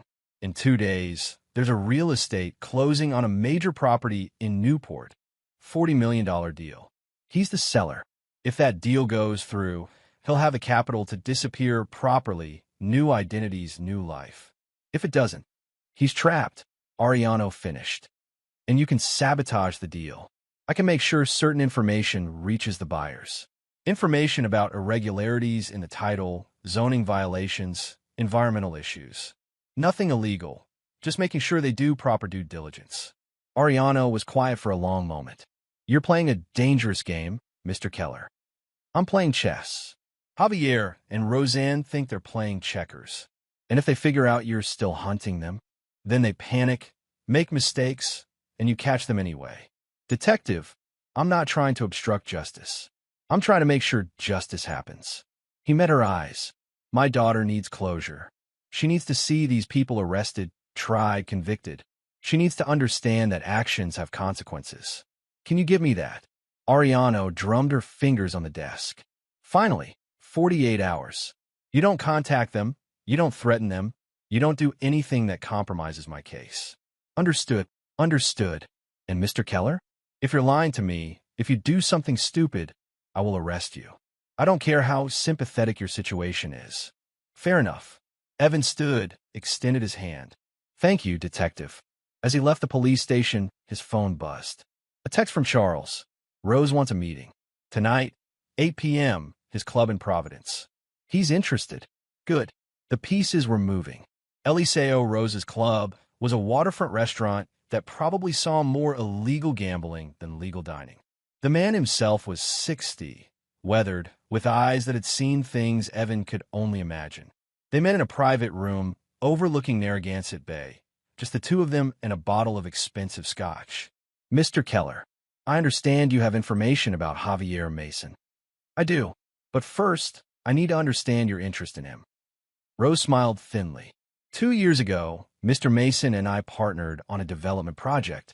He was the front man. I was the silent investor. We flipped 3 commercial properties, made substantial profit. But when it came time to divide the proceeds, Mr. Mason informed me that certain expenses had reduced my share significantly. To almost nothing, in fact. He stole from you. Let's say he reinterpreted our agreement. I wanted to pursue legal remedies, but my attorneys advised against it. Too many questions about the source of my investment capital. Rose's smile turned cold. So, I've been waiting for an opportunity to recover my losses through alternative channels. What if I told you Mason is about to close a $40 million real estate deal, and that I can give you the details, timing, location, account numbers? I'd say you want something in return. I want him destroyed. Financially, publicly, completely. And I wanted to hurt. Rose poured 2 glasses of scotch. You're a man after my own heart, Mr. Keller. Tell me everything. Evan spent the next hour detailing Javier's situation. The fragile company, the dependent closing, the offshore accounts. Rose listened intently, occasionally asking questions, his mind clearly working through angles and approaches. This closing in Newport, Rose said finally. If it were to fail, Mr. Mason would be vulnerable. He'd be bankrupt within a week. His company would collapse. His creditors would sue. And with no money to run, he'd be trapped here while the police close in. You've given this thought. I've given a lot of thought. Rose studied him. You know what I am, Mr. Keller. You know that when I take an interest in someone's downfall, it's not always through legal channels. Are you comfortable with that? Evan met his eyes. I'm comfortable with consequences. What form those consequences take is between you and your conscience. I haven't had a conscience in 30 years. Rose raised his glass. But I respect a man who knows what he wants. Consider Mr. Mason's real estate deal dead. And if you happen to know where he's hiding, I might have an idea where he'll be in 48 hours. Evan pulled out a piece of paper with an address. This is a property he owns under a shell company. Remote, secure, perfect place to wait out the heat. If someone wanted to find him. Rose took the paper, smiled. Mr. Keller, I think this is the beginning of a beautiful friendship. As Evan left the club, he felt a twinge of conscience. He was setting up Javier for more than arrest. He was setting him up for retaliation from a dangerous man. But then he thought of Olivia's terrified face, of Roseanne using their daughter as bait, of the callous way they'd planned his murder. The twinge faded. Some people deserved what was coming to them. Chapter 5. The Pressure. The next morning, Evan received a call from an unlisted number. He almost didn't answer, but curiosity won out. Mr. Keller? A woman's voice, smooth and professional. My name is Rhonda Ruiz. I represent Mr. Javier Mason. He'd like to arrange a meeting. Evan's pulse quickened, but his voice stayed calm. Why would your client want to meet with me? To discuss a settlement. Mr. Mason understands there's been a misunderstanding regarding his relationship with your late wife, and he's prepared to offer compensation to avoid any unpleasantness. Translation: they were panicking. Something had spooked them, and now they wanted to buy him off. What kind of compensation? $50,000, cash, in exchange for your agreement not to pursue any legal action and to destroy any recordings or documents pertaining to Mr. Mason. It was insulting. $50,000 when they'd been planning to steal $2 million. But it also told Evan they were desperate. I'll need to think about it. Mr. Mason would appreciate a prompt response. He's willing to meet today, neutral location, to discuss terms. I'll call you back. Evan hung up and immediately dialed Charles. They're reaching out, he said, trying to buy me off, which means they know something's wrong. Maybe they saw cops sniffing around. Maybe one of their co-conspirators talked. Either way, they're scared. Good. Scared people make mistakes. Evan thought for a moment. Set up the meeting. Public place, lots of witnesses. I want to look Javier in the eye and see how desperate he really is. 3 hours later, Evan sat in a Starbucks in downtown Providence, nursing a coffee and watching the door. Javier arrived 10 minutes late, looking haggard. His expensive suit was wrinkled, and there were dark circles under his eyes. He spotted Evan, hesitated, then approached. Keller. Mason. Evan gestured to the empty chair. You look terrible. I've had a rough week. Javier sat, glanced around nervously. Let's make this quick. $50,000 right now. You sign an NDA and walk away. Why would I do that when I could send you to prison instead? Javier's jaw tightened. Because prison is uncertain. The legal system is slow. Evidence gets lost. Witnesses recant, and you spend years in litigation while your daughter suffers. Or you take the money, move on with your life, and let karma handle the rest. Karma. That's rich coming from you. Evan leaned forward. Let me tell you what I think, Javier. I think you're broke. I think your real estate deal is falling apart. I think your investors are circling like sharks, and you need to liquidate fast. 50,000 is nothing. It's a last desperate attempt to make me go away so you can salvage what's left. Javier's expression confirmed everything. You don't know what you're talking about, don't I? Tell me, how's Eliseo Rose doing these days? I heard he's been asking about you. The color drained from Javier's face. You talked to Rose? I talked to several people. Broderick Fuentes sends his regards. So does Gary Monroe. Turns out you've made a lot of enemies, Javier. And word on the street is they're all very interested in your current situation. You son of a bitch. Javier stood abruptly. You're setting me up. I'm doing what you try to do to me. Destroying you financially, legally, and personally. Difference is I'm better at it. Evan's smile was cold. You want to play games with my family. Congratulations, you've won the game. The prize is everything you have coming crashing down around you. Javier's hand went to his pocket, and for a moment Evan tensed, ready for violence. But the developer just pulled out his phone, hands shaking. This isn't over. Yes, it is. You just don't know it yet. Evan stood, dropped a $5 bill on the table. Tell Roseanne I said hello, and that Olivia never wants to see her again. He walked out, leaving Javier standing there, trapped between rage and fear. Outside, he texted Charles, "Hook is set. They'll run now." Charles replied immediately, "Police are ready. Ariano has units standing by. The moment they move, she'll take them." But Evan had other plans too. As he drove home, he made one more call. "Mr. Rose? They're moving. Probably within the hour. The address I gave you. They'll be there tonight, trying to regroup." He paused. "Do what you think is best." Rose's voice was amused. "Mr. Keller, you're a cold man. I respect that. Don't worry, justice will be served." Evan hung up, stared at the phone for a long moment. He just set in motion events that might get Javier Mason killed. Not by his hand, not directly, but the chain of causation was clear. Was he okay with that?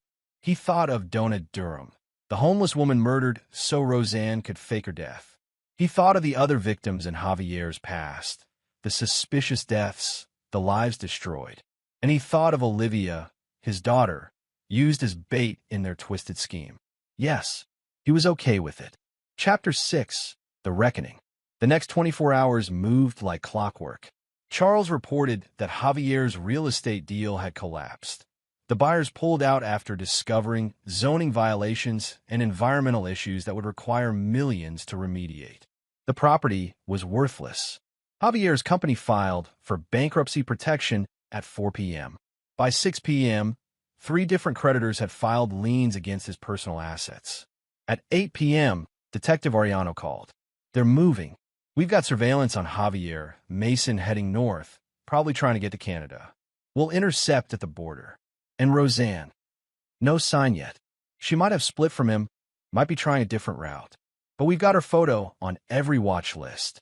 If she tries to fly, we'll know. Evan thanked her and hung up. Then he called Charles. "Rose, on the move." His people located Javier about an hour ago, followed him to a motel outside Burlington. There, having a conversation. Will Rose kill him? Hard to say. Rose is a businessman. He wants his money more than revenge. My guess?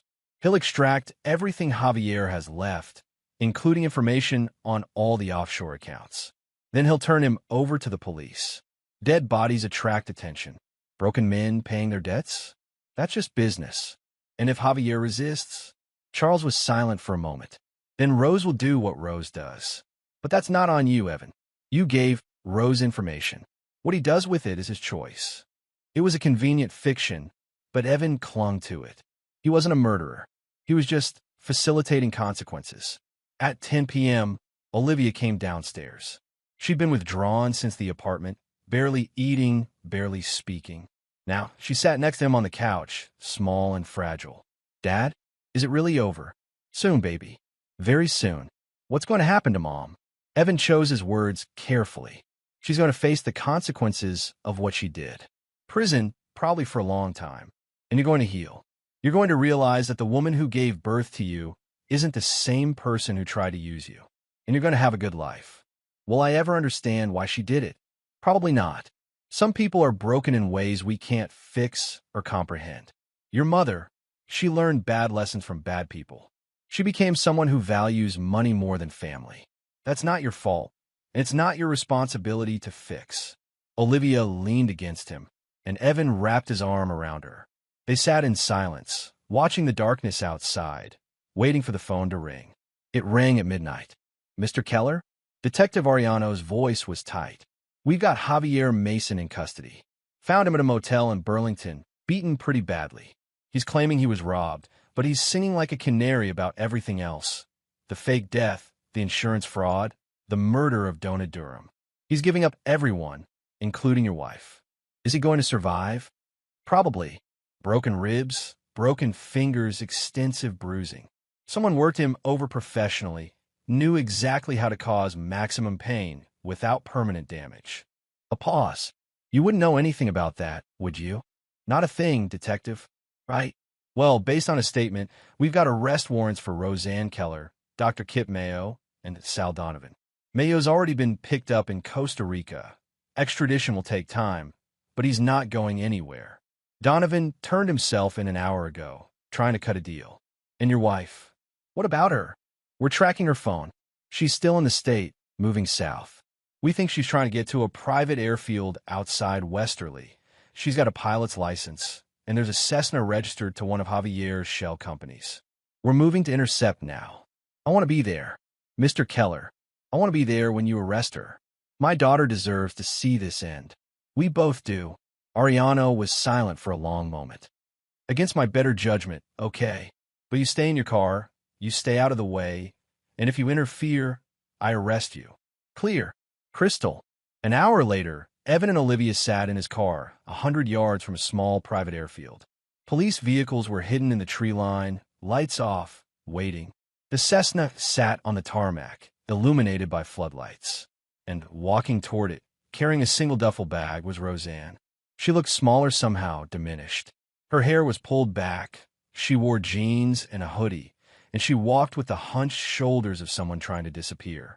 Not the confident woman who'd organized charity galas. Not the loving mother who'd read bedtime stories. Just a criminal on a run. The police moved when she reached the plane. For officers, weapons drawn, shouting commands. Roseanne froze, dropped the bag, raised her hands. No drama, no resistance. Just the quiet acceptance of someone who knew it was over. Olivia watched through the window, tears streaming down her face. She looks so small. She is small. Small and mean and broken. Evan held his daughter close. But you're not. You're strong and brave, and you're going to be okay. Detective Ariano approached their car, knocked on the window. She's asking to see her daughter. Evan looked at Olivia. It's your choice, Liv. You don't have to. Olivia wiped her eyes, squared her shoulders. I want to. They walked together to where Roseanne stood in handcuffs, flanked by officers. Up close, Evan could see the fear in her eyes, the desperation. Good. Olivia, baby, Roseanne started. Don't call me that. Olivia's voice was steady. You used me. You scare me. You made me think you were dead, and then try to use me as bait. That's not what mothers do. I was trying to protect you from... From what? From Dad? He's the only one who protected me. You just wanted money. Olivia's voice cracked, but didn't break. I don't forgive you. I don't want to see you again. And I hope you spend a really, really long time in prison thinking about what you did. Roseanne's face crumpled. Please, Olivia, I love you. No, you don't. If you loved me, none of this would have happened. Olivia turned away. I'm done. Dad, let's go home. Evan met Roseanne's eyes one last time. No anger, no satisfaction, just cold finality. You made your choices. Live with them. He guided Olivia back to the car. Behind them, Roseanne was screaming something, but Evan didn't listen. It didn't matter anymore. She was gone, not through death, but through her own actions. And that was a kind of justice, too. Chapter 7. The Aftermath. 2 weeks later, Evan sat in his attorney's office, reviewing paperwork. The legal system was grinding forward. Javier Mason charged with conspiracy to commit murder, insurance fraud, and a dozen other counts. Roseanne facing similar charges. Dr. Mayo fighting extradition, but losing. Sal Donovan pleading guilty in exchange for testimony. The attorney, a sharp woman named Robin Hutchinson, slid another document across the desk. This is the settlement from the insurance company. They're not contesting your claim now that the fraud has been exposed. Full payout, plus damages for emotional distress. $2.3 million total. Evan didn't feel triumphant. He felt tired. Put half in trust for Olivia. The rest I'll use to pay for her therapy in college. Smart. Also, you're getting calls from Broderick Fuentes and Gary Monroe. They want to thank you for exposing Javier's financial crimes. Apparently, they're recovering some of their losses now that his assets are being liquidated. Good for them. Robin leaned back. One more thing. Eliseo Rose called. He wanted me to pass along a message. The debt is paid with interest. Any idea what that means? Evan knew exactly what it meant. Rose had gotten his money back, probably with significant penalties extracted from Javier. The developer would spend the rest of his life looking over his shoulder, even in prison. Tell him I appreciate his assistance. Evan, I want to know what you did to make all this happen so smoothly. But as your attorney, I'm going to advise you to never do anything like it again. You walked a very fine line between justice and vigilantism. Noted, and as your friend, Robin smiled slightly. Well done. Those people deserved everything they got. At home, Evan found Olivia in her room, doing homework. She'd started seeing a therapist 3 times a week, was slowly rebuilding her life. Some days were harder than others. She'd wake up crying or stare into space during dinner. But she was healing. Hey kid, hungry, starving. Can we get pizza? Absolutely. Evan ordered from her favorite place, then sat on her bed. How was school? Weird. Everyone knows what happened. It was all over the news. Some kids think it's cool that my mom is a criminal. Others avoid me like it's contagious. And you? Olivia thought for a moment. I'm angry and sad, and I miss who I thought she was. But I'm also glad it's over. Does that make sense? Perfect sense. Evan pulled her into a hug. You know none of this is your fault, right? You didn't do anything wrong. I know. My therapist keeps saying that. She pulled back, looked at him seriously. Dad, did you do something to Javier? He looked really hurt in the news footage. Evan had prepared for this question. I gave information to some people who had a legitimate grievance against him. What they did with that information was their choice. I didn't hurt him myself, but you knew they might. Yes. Is that wrong? It was a complicated question. In a legal sense, Evan had probably crossed several lines. In a moral sense, well, morality wasn't always clear-cut. I protected you and made sure bad people face consequences. Sometimes that means making hard choices. I don't regret what I did. Olivia nodded slowly. I don't think I regret it either. Is that bad? No, honey. That's human. Evan kissed the top of her head. Now let's eat pizza and watch something mindless on TV. We've earned it. Chapter 8. The Trial. 6 months later, the trial began. The prosecution had built an airtight case. Testimony from Javier, who'd pleaded guilty in exchange for a reduced sentence. Forensic evidence linking Roseanne to Donna Durham's murder. Financial records proving the fraud, and Evan's recordings providing motive and planning. The defense tried arguing coercion, mental illness, anything to mitigate. Nothing stuck. Evan attended every day, sitting in the gallery with Olivia beside him. He wanted Roseanne to see them, to understand what she'd lost. And Roseanne did see them. Her eyes would find them in the courtroom, pleading, desperate. But Olivia never looked back. She stared straight ahead, or read a book, or did homework. She'd said her goodbye at the airfield. There was nothing left to say. On day 8, the prosecution called Evan to testify. He took the stand, swore the oath, and told the story. The perfect marriage that was a lie, the financial irregularities, the fake death, the apartment confrontation. He spoke clearly, without emotion, stating facts. The defense attorney tried to shake him on cross-examination, suggesting he'd manipulated events, but Evan was unflappable. Mr. Keller, isn't it true you've been trained in interrogation techniques and psychological manipulation? Yes. And isn't it possible you used those techniques to entrap my client? I used my training to survive an attempted murder and protect my daughter. Your client used her training to commit fraud and kill an innocent woman. There's a difference. The defense attorney pressed harder. You set up a meeting with Eliseo Rose, a known criminal. You provided information that led to Mr. Mason being assaulted. Are you denying that? I provided information about criminal activity to someone who had been victimized by that activity. What Mr. Rose chose to do with that information is between him and the law. But you knew Mr. Rose might retaliate violently. I knew Mr. Rose wanted justice. How he pursued that justice wasn't my concern. So you admit you weaponized a criminal against my client. I admit I ensured that multiple law enforcement avenues were exploring your client's crimes. That's called being thorough. The defense couldn't touch him. He'd been careful, leaving no direct trail, no provable conspiracy. Everything he'd done existed in a gray area. Morally questionable, perhaps, but legally defensible. On day 12, the jury deliberated for 4 hours and returned guilty verdicts on all counts. The judge, a stern woman named Belinda Leach, sentenced Roseanne to 25 years for conspiracy to commit murder, 15 for second-degree murder of Donna Durham, 10 for fraud and identity theft, all to be served consecutively. 50 years total, with possibility of parole in 30. Roseanne collapsed at the defense table. Evan felt nothing. No satisfaction, no relief, just the cold certainty that justice had been served. Outside the courthouse, reporters swarmed. Evan gave a brief statement. My daughter and I are grateful to the prosecution team, to Detective Ariano, and to everyone who helped bring these criminals to justice.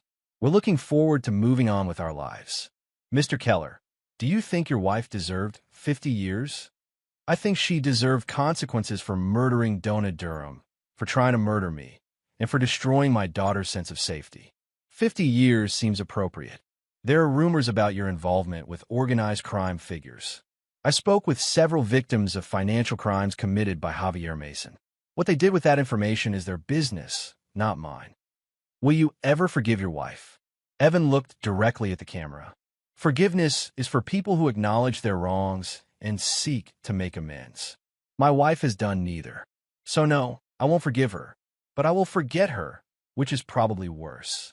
Chapter 9. The Victory. 1 year after the arrest, Evan and Olivia stood at the edge of a cliff overlooking the Atlantic Ocean. They'd taken a trip to Maine, just the two of them, trying to rebuild their relationship without the shadow of Roseanne hanging over everything. Olivia had grown in the past year, taller, stronger, more confident. She was 17 now, thriving in school, making new friends, pursuing her dream of becoming a marine biologist. The nightmares had faded. The therapy was working. She was healing. Dad, she turned to him, wind whipping her hair. I've been thinking about something. Yeah. What you did, setting all those things in motion, making sure Mom and Javier got caught, was that wrong? Evan had thought about this question constantly for the past year. By the law, some of it probably crossed lines. By my conscience, I protected you and made sure killers faced justice. I'd do it again, even knowing you might have gotten Javier hurt by those mob guys. Javier hurt himself. I just made sure people knew where to find him. Evan looked out at the ocean. Here's what I've learned, Liv. The world isn't always fair. Sometimes good people get hurt and bad people escape consequences. Sometimes you have to be willing to get your hands dirty to make things right. I'm not saying I'm proud of everything I did, but I'm not ashamed either. Olivia was quiet for a long moment. Then, my therapist says I need to forgive Mom eventually for my own peace. Do you think that's true? I think you need to find your own peace, whatever that looks like. If forgiveness helps, great. If not, that's okay too. You don't owe her anything. I don't think I'll ever forgive her, but I'm starting to feel sorry for her. That probably sounds weird. It sounds mature. Evan put his arm around his daughter's shoulders. You're becoming an amazing person, Liv. Strong, thoughtful, compassionate even when you have every right to be bitter. Your mother lost the chance to see that. Her loss. They stood in comfortable silence, watching waves crash against the rocks below.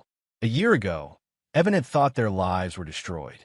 Now, looking at his daughter's peaceful expression, he realized they'd been rebuilt. Stronger, better, more honest. His phone buzzed. A text from Charles. Mason got another 2 years added for perjury.